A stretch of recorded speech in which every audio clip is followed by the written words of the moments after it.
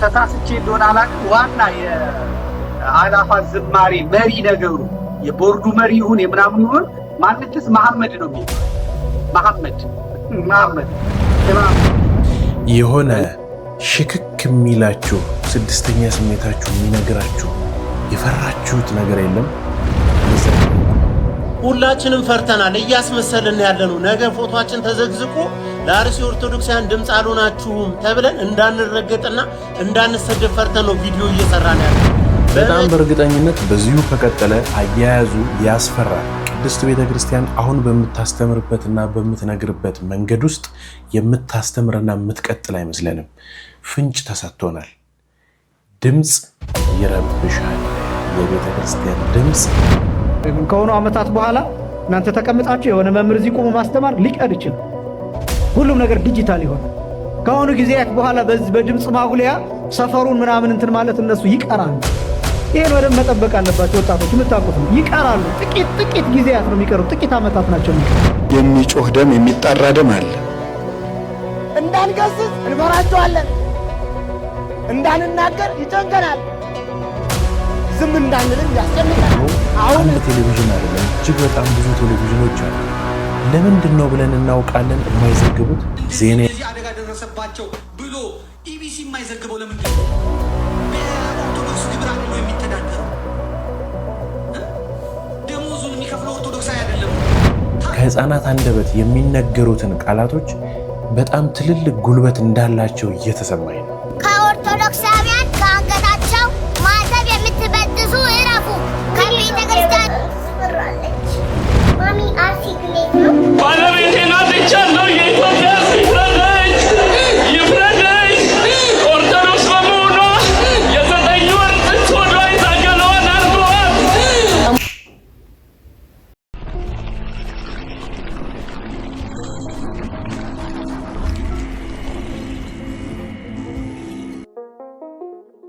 ሰላም ጤና ፍቅርና በረከት ይስጥልን። ውድ የተከበራችሁና የተወደዳችሁ የክርስቶስ ቤተሰቦች እንዲሁም የግዕዝ ሚዲያ ቤተሰቦች እንደምን ሰንብታችኋል? እንግዲህ ባያችኋቸው የተቀነጫጨቡ ቪዲዮዎች ውስጥ ትልልቅ ሐሳቦች አሉበትና እስካሁንም ይዘን የመጣነው ይሄንን ትልቅ ሐሳብ ወደ እናንተ እያንሸራሸርን እንገኛለን።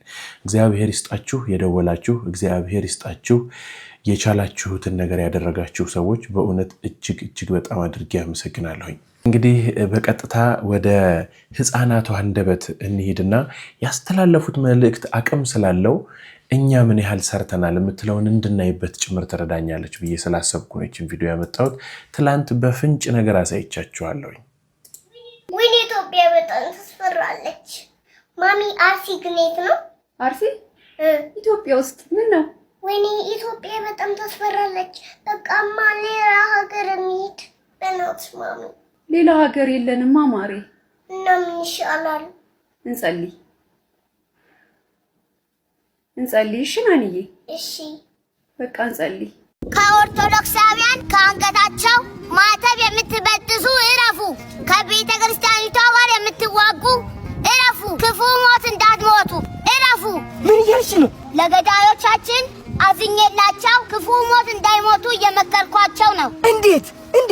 ንጉሥ ሄሮስ ከቤተ ክርስቲያኒቷ ጋር ተዋጋ፣ ግን ቤተ ክርስቲያኒቷ አለች። እሱ ግን ተልቶ ሞተ። በዘመነ ሰማዕታት ንጉሥ ሄሪኖስ ከቤተ ክርስቲያኒቷ ጋር ተዋጋ፣ ቤተ ክርስቲያኒቷ አለች። እሱ ግን አብዶ ከሀገሩ ወጥቶ ነው የሞተው። ግራኝ ከቤተ ክርስቲያኒቷ ጋር ለ17 ዓመታት ተዋጋ፣ ግን ቤተ ክርስቲያኒቷ አለች። እሱ ግን በሜዳ ላይ ሞተ። ለዛ ክፉ ሞት እንዳይሞቱ እየመከርኳቸው ነው። ከቤተ ክርስቲያኒቷ ጋር እንዳይዋጉ፣ ከኦርቶዶክሳውያን ማተብ እንዳይበጥሱ፣ ክፉ ሞት እንዳይሞቱ እየመከርኳቸው ነው። እናንተ አሁን ከዚህ በላይ ወንጌል አለ? ከዚህ በላይ የሚመክር ከዚህ በላይ የሚገስጽ ቃል አለ? በእውነት ደግሞ በህፃናት አንደበት ሲሆን እንዴት ነው የሚያምረው! አካችሁ እግዚአብሔር ይመስገን። መቼም እንዲህ አይነት መልእክቶችን አያይዛችሁ የምትሰሩና የምትለቁልን ወገኖቻችን የኛን ያክል ጩኸት እንደሆነ ይሰማኛልና ይህችን ሕፃን እግዚአብሔር በጥበብና በጸጋ ያሳድጋት እላለሁ። እንግዲህ ሰሞኑን እንደተመለከታችሁት በአርሲው ዙሪያ ላይ ሁሉም ሰው እየዘገበ ነው፣ ሁሉም ሰው እየተናገረ ነው፣ ሁሉም ሰው እያወራ ነው። ስለሱ ነው ሁሉ ነገር እየተወራ ያለው። ብዙ ነገሮች ቀርተው የአርሲው ጉዳይ እየተወራ ነው በሰዎች ዘንድም። እኛም የቻልነውን ያህል ከእናንተ ከተመልካቾቼ ከአድማጮቼ ጋር የቻልነውን ያህል ለመገናኘትና አዲስ ነገር ለመስራት ወይም ደግሞ ራሳችንን ለመከላከል ለመደራጀትም ቢሆን መንገዳችንን ቀስ እያልን እየሞከርን ነው። በዚህ ዙሪያ እግዚአብሔር የተመሰገነ ይሁን። ጥቂት ነገሮች እየተስተካከሉ ነው ብዬ እንዳስብ ሆኛለሁኝ። ግፋቢል የደወላችሁልኝ ሰዎች ስላሉ፣ ግፋቢል የተወሰናችሁ ሰዎች ደግሞ ባላችሁ አቅም ለማገዝ እየሞከራችሁ ስለሆነ ማለት ነው። እና እኔ በጣም የታዘብኩት የመንግስት ሚዲያዎችም ሆኖ የግል ሚዲያዎች ስለ አርሲ ጉዳይ ምንም አይነት ነገር አላሉ። ሰይፉ በግሉ የሆነ ነገር አውጥቷል፣ የራሱን ጽፎ የአርሲ ሞት ይብቃ አይነት ነገር አይደል? ግን ሚዲያው ላይ ወይ ደግሞ ፕሮግራሙ ሲቀርብ ምንም አይነት የአርሲ ጉዳይ አይነሳም። እንዲሁ ሌሎቹም ኢቢኤስ ሙሉ በሙሉ ብንለው ኢቲቪን ብንለው በፍጹም አይዘገብም። ይሄ ምንድነው አባይ ቲቪ፣ አርትስ ምናምን በጣም ነው የገረመኝ።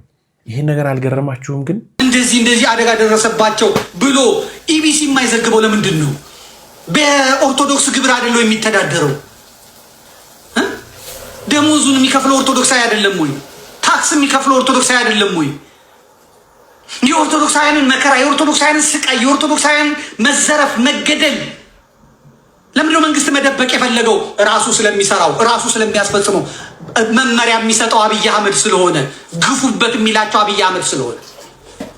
ሆንግ ኮንግ ላይ አንድ ፋብሪካ ሲቃጠል አብይ አህመድ ወጥቶ በጣም የደረሰባችሁን ነገር እናዝናለን ይላል። ቤሩት ላይ የተቀመጠ ኬሚካል ፈንድቶ ህንፃና መስታወት ሲፈርስ እኩለ ሌሊት ወጥቶ በቤሩት በደረሰው ነገር እጅግ አዝኛለሁ ወላሂ ላዚም ምናምን ይላል። ኩዌትን ኢራን እንደበደበቻት ብሎ ኢራን ትክክል አደረገች፣ በጣም 2 ሰው ሞቷል አዝኛለሁ ይላል። እዚህ አሩሲ ውስጥ የሚያሳርዳቸውን ኦርቶዶክሳውያን እንደ ሰው የማይቆርጠው ለምንድን ነው? ለምንድን እንደ ሰው የማይቆርጠው? 100% የተመረጠ ነው። 100% ከሆነ ደግሞ አሩሲዎችን መርጠውታል። ከብልጽግና ተመርጧል ተብሎ ይያዛል። የመረጡት ሰዎች እንደ ከብት ሲታረዱ፣ ገንዘባቸው ሲወሰድ፣ ሀብታቸው ሲወሰድ እንዴ ሁለት መስመር እንዴት ይጠፋል? አሁን ትላንትና ቢጨንቀው ምን አደረገ? ዝተት ነገር በጽህፈት ቤቱ በኩል አደረገ። በጠቅላይ ሚኒስትር ጽህፈት ቤት አለና መሀል ላይ ምን አደረገ? በጎን በዚህ በአማራ ክልልም ብሎ ለማመቻመች ፋኖን ጠቀሰና ከዛ በአሩሲም በሃይማኖት የምትለዋን አሁን ገና ገባ። ቤተ እምነቶች ምናምን አለ። ኦርቶዶክስም አላሉም። እስካሁን ኦርቶዶክስ አላሉ። የተቃጠለ ኦርቶዶክስ ለምን? የወረዳ አስተዳዳሪዎች እስላሞች ናቸው። የኦሮሞ እስላሞች ጴንጤዎች ናቸው። የፖሊስ አዛዡ፣ የጸጥታ ኃላፊው፣ የክልሉ ምናምን አንድ ናቸው። ጠቅላይ ሚኒስትሩ እስላምም ጴንጤም ነው፣ ድብልቅ ነው። የሀገሪቷ የደህንነት ሚኒስትር ሬድዋን ሁሴን የስልጤ ዋሃቢ እስላም ነው። ሰላም ሚኒስትር ሂዱ፣ ዋናው ምክትሉ እስላሞች ናቸው። መግለጫ የሚሰጡት እነሱ ናቸው። የሚያርድህ እስላም፣ የሚመራ እስላም፣ አቤቱታ የምትሄድበት እስላም። በየት በኩል ነው ኦርቶዶክሳዊው ፍትህ የሚያገኘው? አያገኝም። ለዚህ ነው እኔ ስናገራችሁ እንደው ባይናገር ምን ሲማ ምትለው እኔ የምነግርህ ነው መፍትሄ። እኔ የምነግርህ መፍትሄ ይሄ የኦሮሞ ጳጳሳት አሁን አሉ። እነዛ ተሾሙ የተባሉት በቋንቋ ምክንያት ከሆነ በዘር ምክንያት ከሆነ በምን ምክንያት ከሆነ የት አሉ እነዛ? ንገሩ። ይህንን መልእክት ወደ እናንተ ሳደርስ በተደጋጋሚ ጆሮዬ ላይም ሀሳቤ ላይም እየመጣ ያለው ይሄ የምንደራጀው ወይም ደግሞ አንድ ላይ በህብረት የምንሆነው ነገር ጎልቶ እየታየኝ ነው የሚመጣው። በእውነት እንዲህ ያሉ መልእክቶችን ስትሰሙ ምን ይሆን የሚሰማችሁ ግን እናንተ? ስለዚህ እንዲህ ድረስ ከሄዱ እነሱ በዚህ ድረስ ሀገር ብላ ሰርታ ብዙ ታሪክ አቆይታ የጠበቀችን ይቺ ቅድስት ቤተክርስቲያን በዚህ ልክ ከታረደችና ከተደፈረች ልናስቀጥላት የምንችለው የዚህ ዘመን ሰዎች እስከሆንን ድረስ በእኛ ላይ ኃላፊነት አለብን ብዬ አስባለሁ። ስለዚህ ማድረግ ያለብን በዚህ ልክ ተደራጅተው እነሱ ከስር እስከ ላይ ድረስ ከሆኑ ታዲያ የኛ ኃላፊነት ምን ላይ ነው? አዎ ይሄን ነገር ማስቀጠል እንዳለብን ይሰማናል አይደል? ወደ ቀጣዩ ቪዲዮ ልውሰዳችሁ። ባለቤቴን አጥቻለሁ። የኢትዮጵያ ሕዝብ ይፍረደኝ።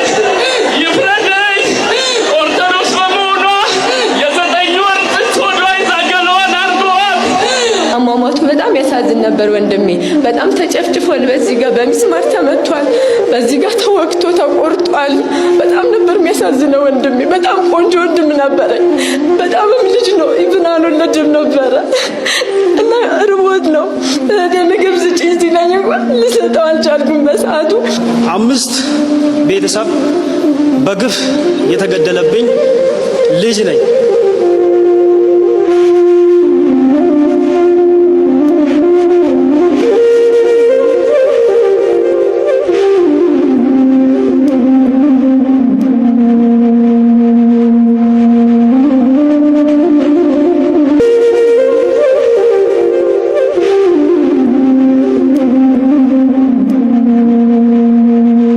መኖሪያ ቤቴን አንድደውታል፣ ሆቴሌን አንድደውታል።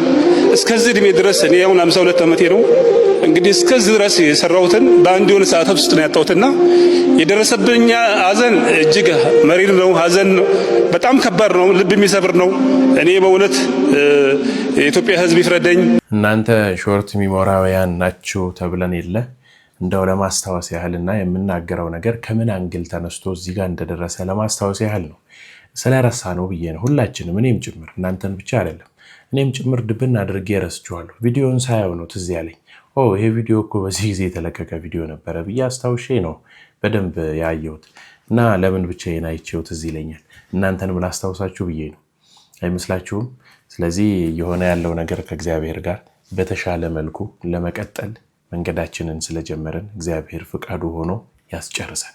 ሁላችንም ፈርተናል፣ እያስመሰልን ያለነው ነገ ፎቶአችን ተዘግዝቆ ለአርሲ ኦርቶዶክሳውያን ድምፅ አልሆናችሁም ተብለን እንዳንረገጥና እንዳንሰደብ ፈርተን ነው ቪዲዮ እየሰራን ያለነው። በመጀመሪያ በአርሲ ኦርቶዶክሳውያን የደም ግብር የደለበው ይህንን ባለስልጣን ከአርሲ ምድር ላይ እንዲነሳ ለሕግ እንዲቀርብ ፍርድ በዚህ ሰውዬ ላይ እንዲከናወን ነው መጀመሪያ መታገል ያለብን። ይህንን ግለሰብ ይህንን ባለስልጣን ነው መጀመሪያ መታገል ያለብን። ተዋቸው። ቅዱስ ሲኖዶስ አባቶቻችንን ዘማሪያንን ተው። እኛ የልጅነታችንን እንወጣ። እኛ ኃላፊነታችንን እንወጣ። ነገ እነሱ ጋር በራን ኳኩቶ ወይ ልጃቸው በምንጫ በገጀራ ካልተቆረጠ አይገባቸውም። ካልገባቸው ጊዜው ደርሶ እስኪታረዱ ይጠብቁ። እኛ ግን ልጆቻችን እንዳይታረዱብን እኛ ማዕተባችሁን በጥሱ ተብለን ቤተክርስቲያናችን እንዳትቃጠል እኛ የራሳችንን ኃላፊነት ተወጥተን እንታገል። ስለዚህ መጀመሪያ መታገል ያለብን ይህንን ግለሰብ ነው። አትፍሩት። ቪዲዮ ፎቶውን አድርጋችሁ ለሕግ እንዲቀርብ በሕግ አካላት ይህ ሰውዬ ከስልጣኑ እንዲነሳ ከተነሳም በኋላ እስካሁን በአርሲ ኦርቶዶክሳን እንዲገደሉ ምክንያቱ የሆነው ከዋሃብያ ከምትሏቸው አካላቶች ጋር ይህ ሰውዬ ስለሆነ ይህ ሰውዬ እንዲጠየቅ እናደርግ። እንግዲህ ዮኒ የሰማዕቷ የት እንዳለ በእርግጠኝነት የምታውቁ ይመስለኛል፣ ደጋግመን ስለሰራን ማለት ነው። እና አሁንም ድምፅ ልንሆነው ይገባል ብዬ አስባለሁ። የልጆች አባት ነው፣ ባለትዳር ነው። ግን በጨለማ ቤት ውስጥ ማንም ሰው እንዳያገኘው ታፍኖ ነው የተቀመጠው። ይሄ ማለት ክርስቲያኖች በጣም ከባድ ነው በእውነት። እንደ አንድ ኦርቶዶክስ እንዲህ ሊደረግ አይገባም ነበረ። ስለ ቤተ ክርስቲያን ስለ አርሲ ጩኸት ነው የጮኸው፣ ያንን ነው ያስተላለፈው። ነገር ግን ትፈለጋለህ በሚል ምክንያት ተወስዶ ይሄው እስካሁን ስንት 5-6 ቀን ምናምን ሆነው አይደለ? በጨለማ ቤት ውስጥ ሰው እንኳን ማግኘት አይችልም። በጽሁፍ ነው መልእክቶችን እየተቀባበሉ የነበረውና እስካሁን ይህችን ቪዲዮ እስከምሰራባት ቀን ድረስ እነ መምህር ዘላለም ታዬ እኛ ሊቆም የመምህሩ የጎንደሩ ተፈተዋል። ግን እሱ እስካሁን ድረስ በዛ ቦታ ነው። ምክንያቱም አድምቶ ሰው ጠርቶ ስም ጠቅሶ ይሄ ነው ገዳያችን፣ ስለዚህ አትፍሩ ብሎ በፊት ለፊት ስለወጣ ነው። መቼ ቀናችን እንደሆነ አናውቅም። ነገር ግን እስከዛ ድረስ እኛም ቢሆን እንጋደላለን። ይኸውላችሁ ቤተክርስቲያን ሳትኖር ትቀርና ነገ ሁሉም ነገር ዲጂታላይዝድ ሆኖ በዛ የምንማርበት ካህናት ሊቃውንት ቤተክርስቲያን ቆመው ቤተክርስቲያን ተሰብስበው ህዝበ ምእመናን በማይክ የማንማርበት የማንመከርበት የማንተነፍስበት ጊዜ ይመጣል። ከሆኑ ዓመታት በኋላ እናንተ ተቀምጣችሁ የሆነ መምህር እዚህ ቆሞ ማስተማር ሊቀር ይችላል። ሁሉም ነገር ዲጂታል ይሆናል። ከሆኑ ጊዜያት በኋላ በድምፅ ማጉሊያ ሰፈሩን ምናምን እንትን ማለት እነሱ ይቀራሉ። ይሄን በደንብ መጠበቅ አለባቸው ወጣቶች፣ የምታውቁትም ይቀራሉ። ጥቂት ጊዜያት ነው የሚቀሩት፣ ጥቂት ዓመታት ናቸው የሚቀሩት። የትኛው ነው? የኦርቶዶክስ ቤተክርስቲያን ብቻ አይደለም፣ የሙስሊሙም የፕሮቴስታንቱም የሌላውም አጠቃላይ ሰፈር የሚረብሸው ምን የሚለው በዚያ ከዚህ በኋላ የድምፅ ብክለት ምናምን ይባልና እነዚህ ህጎች ከረቀቁ ከጸደቁ በኋላ ይቀራል። ከዛው ውስጥ ይሄ ድምፅ የሚናፍቅበት ጊዜ ይመጣል ማለት ነው። አሁን እኛ እንቅልፍ ረበሸ እንደዚህ ሆነ እንላለን፣ ግን ደግሞ ይሄንን ድምፅ ራሱ ቤተክርስቲያን የት እንዳለ እንኳን ማናይበት ማናውቅበት ጊዜ ሊመጣ ይችላል። ያየናቸው እነዚህ ሰለጠኑ አደጉ የሚባሉ ሀገራት አሁን ድምፅ ማጉሊያ የሚባል ነገር አጠፋፍተው የውስጥ ብቻ ነው የሚጠቀሙት። በነገራችን የትኛውም ማለት አደጉ የሚባሉ ሀገራት የትኛው የከበሮ ድምፅ እንኳን አንድ ቦታ እንዳውም የገጠመኝ ማህሌት ለመቆም የቀበሌውን አስፈቅደው የአካባቢው ለምን ማህሌት ሲቆም ከበሮው ድው ይላል። ስለዚህ ይሄን ድምፅ እነሱ ስለማያውቁት ቦምብ ፈንድቶ ምናምን ሊመስላቸው ይችላል። ድምፅም እንዲረብሻቸው አይፈልጉ፣ ማያውቁት ድምፅ እንዲሰሙ አይፈልጉ። በዚህ ምክንያት ዛሬ እንደዚህ ነው እናገለግላለን ብሎ አስረድተው ደብዳቤ አስገብተው ሊባኖስ እስራኤል አጠገብ ያለችው ሀገር ማለት ነው። ከዛ በኋላ ነው ማህሌት ቆመው የከበሮ ድምፅ ሲሰማ አይ ነግረውናን ተብሎ ለአካባቢው ተነግሮ ማለት ነው።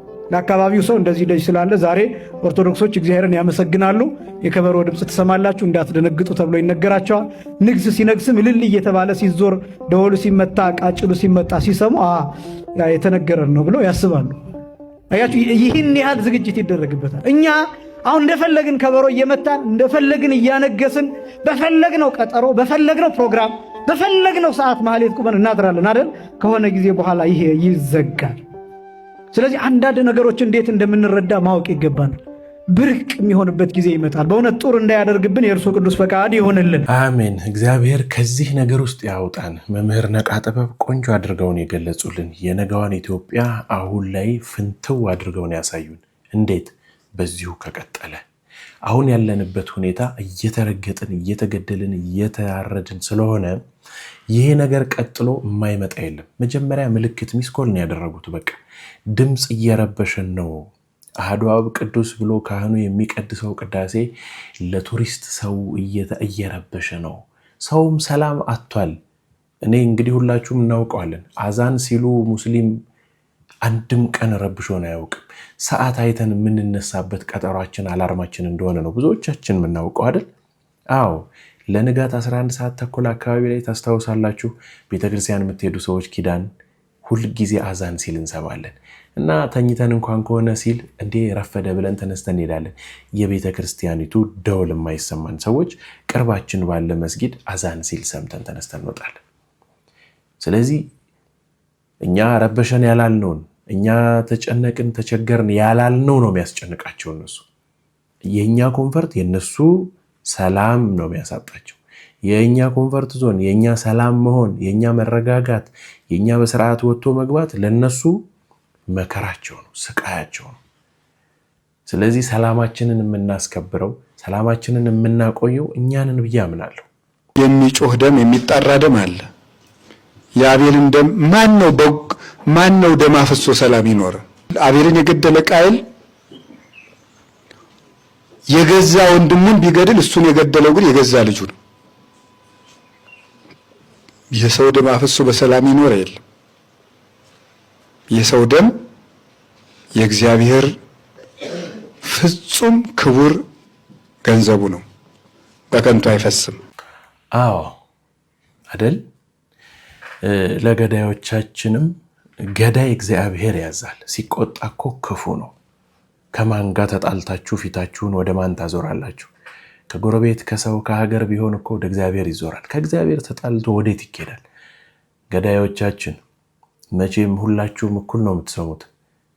ከኛ ጋር የምትተባበሩ የኦርቶዶክስ ተዋሕዶ ቤተክርስቲያን እምነት ተከታይ የሆናችሁ ኢትዮጵያውያን፣ በዛው ልክም ደግሞ ኢትዮጵያ ውስጥ ያላችሁ ገዳዮቻችን እኩል ነው ይህን ነገር የምትሰሙት።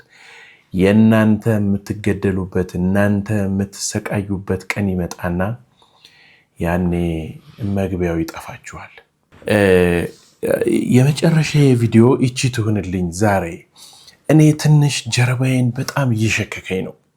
የሆነ ነገር እየመጣ ነው። የሆነ ነገር በጣም እየከበደኝ ነው። በእውነት ነው የምላችሁ።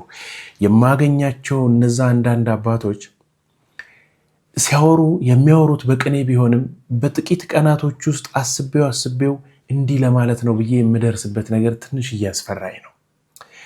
ሌሎችም ነገሮች እንዲሁ ዝም ብላችሁ ስድስተኛችሁ ሽክክ አይላችሁም? እንዲሁ የሚከብደን ነገር የለም። ልክ እንደዛ አይነት ስሜት ውስጥ ነው አሁን ያለሁት። ሰሞኑን እየሆኑ ያሉ ነገሮችን ዝም ብለን ስንመለከታቸው ከስጋና ከደም ጋር ነው ብዬ ለማመን ትንሽ እየከበደኝ ነው። ሌላ አዲስ አሁን ከያዝነው ነገር ውጪ የሆነ ግን እሱን ነገር የሚያጠነክር ነገር እየመጣ ነው። እነዚህን 2 ቪዲዮዎች አሳይቻችሁ የተሰማኝን ብቻ ነግሬ ስለ ትንታኔያቸውና ማድረግ ስላለብን በሌላ ቪዲዮ ነው የምመጣው።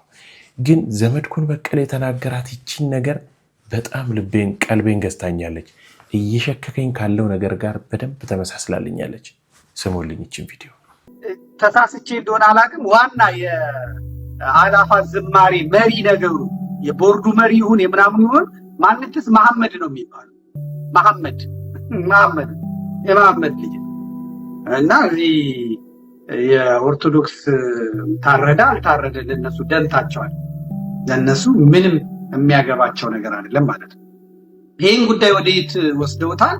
ወደ ደሴ ወስደውታል። አሁን በአሁኑ ጊዜ ደግሞ ያየሁት ደሴ ነው። ደሴ መድኃኔዓለም ታላቁ ንጉስ ሚካኤል ያሰሩት ነው፣ በእምነት ያሰሩት ነው። ደሴ መድኃኔዓለም ላይ እኔ ማሻራዬን በትምህርት ቤቱ ላይ አሳርፍ ያለው ጰራቅሊጦስ ካለፈ በኋላ ጉባኤ ጰራቅሊጦስ በሚል ጉባኤ ሰርተዋል። እዛ ያሉት አካላት ማለት ነው። ዝማሬ ጰራቅሊጦስ ጉባኤው በ29 እና በ30 ይላል። እንግዲህ 29 እና 30 ትላንትናና ዛሬ መሰለኝ አይደለ? 29 አያችሁ። ይሄ ከኋላ ሄኖክ ያጠፋኛል ብሎ የሚያስበው ይሄንን ነው አውቃለሁ። ሁለቱም በሩቅ ነው ተያይዘው ያሉት። ሁለቱም የምስራቅ ኦርቶዶክስ አፍቃሪዎች ናቸው።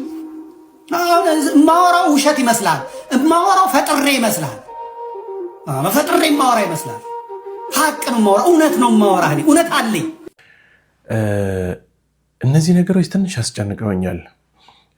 ሁሉም ሰው እንደ አንድ ኢትዮጵያዊ እንደ አንድ ኦርቶዶክስ ቤተክርስቲያን እምነት ተከታይ መጮህ ያለበት ቦታ ላይ ቢጮህ መናገር ባለበት ቦታ ላይ ቢናገር መልካም ነው ብዬ አስባለሁኝ። ይሄ እጅና ጓንት ሆነን ነው የተሻለ ነገር ብናመጣው እንጂ በግለሰብ ምንም ነገር ለውጥ ምናመጣ አይመስለኝም። እና መምህር ዲያቆን ሄኖክ ኃይሌ በዚህ በሰሞነኛ በአርሲው ዙሪያ ጉዳይ ላይ የኢትዮጵያ ቴሌቪዥኖችን አይነት አቋም ይዞ ነው ያገኘሁት። ምንም አይነት ጽሁፍ፣ ምንም አይነት ንግግር፣ ምንም አይነት ምክር፣ አይዟችሁ ባይ፣ አትግደሉን ምንም የለምና ትንሽ ይከብዳል። ለምን ያስብላል። እና ዘመድኩን ነካክቶ የነገረን ነገሮች እንድናስባቸው ወደኋላ ተመልሰን እንድናስተውል እያደረገ ነው ብዬ አስባለሁ። እና አንዳንድ ነገሮችን በትኩረት ስንከተል በደንብ ብንሰማ ጥሩ ነው። ከዚህ 2 ቀን ውስጥ ምናምን እንግዲህ ወደ አሜሪካ በመሄድ ጉባኤ አዘጋጅቶ በዛ ቦታ ላይ ተጠርቶ እንደነበረ እዛ ቦታ ላይ እንዳለ አውቃለሁ። እና ይሄ ማለት ጤነኛ ነው ማለት ነው። ይንቀሳቀሳል፣ ያስተምራል። አሁንም የሚፈልገውን ነገር እያደረገ ነው ማለት ነው። ቢያንስ ሆስፒታል አይደለም ወይ መናገር አለመቻል ውስጥ አይደለም። እና ትንሽ ያዝ ስላደረገችኝ ነው።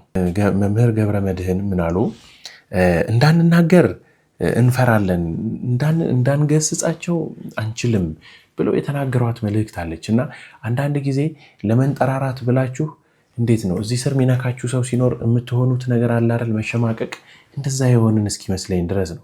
የኔታ ገብረ መድህን ምን አሉ መሰላችሁ? ተመልከቱልኝ።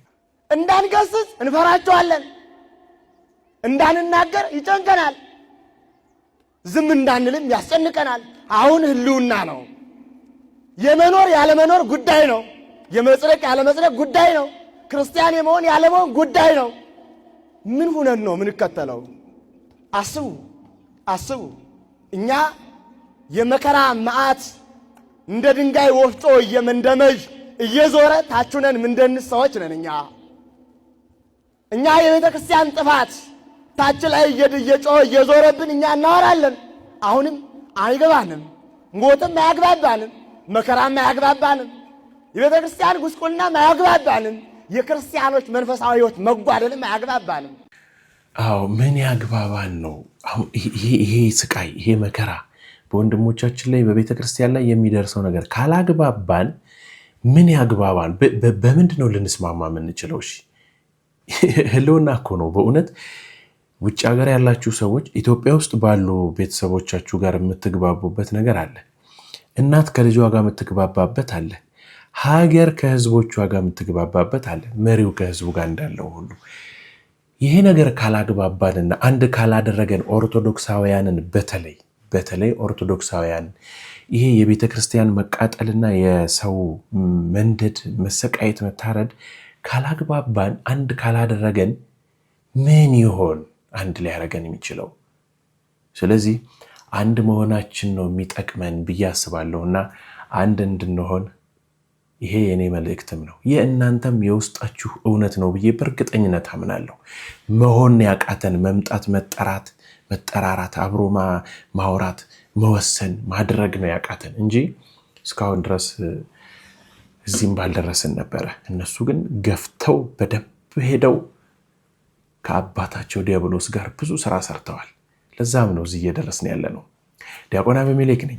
እንግዲህ በዚህ ጋር በማስቀምጥላችሁ ስልክ ቁጥር እየደወላችሁ አብራችሁኝ ወደፊት እየተጓዛችሁ ያላችሁ ሰዎች እግዚአብሔር በያላችሁበት ቤተሰቦቻችሁን እናንተን ሁላችሁንም እቅፍ ድግፍ አድርጎ እግዚአብሔር ለርስቱ ለመንግስቱ ያብቃቸው ያብቃን። አንድ ላይ ያልደወላችሁም ሰዎች ደግሞ እየደወላችሁ እስካም ነው ወይም ደግሞ እንደው ብዙ ስለተሸወዳችሁ ብዙ ስለታለላችሁ ብዙ ነገር ስለሆናችሁ በዛ ሆናችሁ ያን ነገር ትንሽ ተወት አድርጉትና ደውላችሁ ስቴፕ ባይ ስቴፕ የምናደርገውን ነገር እየተመለከታችሁን አብረን እንድንጓዝ ስል በትህትና ጠይቃለሁ።